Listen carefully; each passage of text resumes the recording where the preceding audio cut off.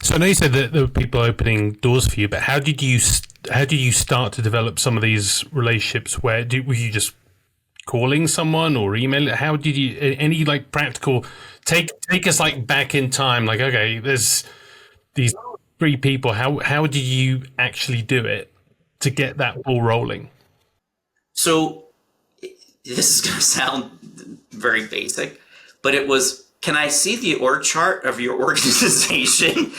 And can someone sit and go through this organization so I understand what people do, and then figure out, okay, out of those folks, who do I need to set up a one-on-one with, right? And just or a coffee, because people are very busy. So sometimes they're like, wait a minute, I don't know why I need to even talk to you, Mr. Marketing Branding person. Why should I spend any time, right? So it was getting that initial, hey, here's who I am. Let me tell you what I do and how I think I can help you.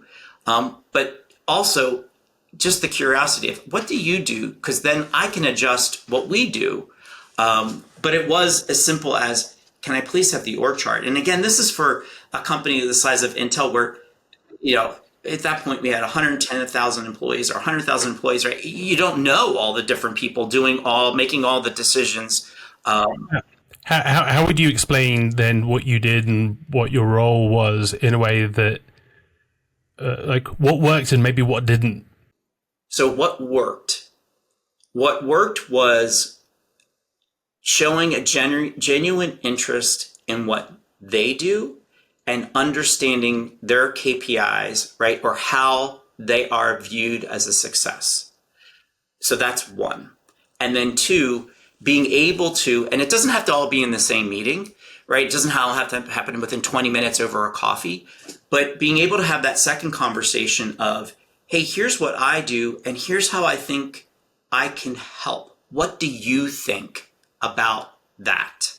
And drawing them into that conversation. So I think that is what works as a perspective. And then I would also say that's on the business side. From a product side, you have to, and again, I'm talking about from a technology product, you have to understand how the technology works, at least at a basic level, right? So there's one thing where if you're a marketer and, we had a lot of technology, a lot of features, and some of the folks just didn't want to learn the ins and outs of how this works and how this doesn't. By the way, how do you create a message that works if you don't really understand what it does?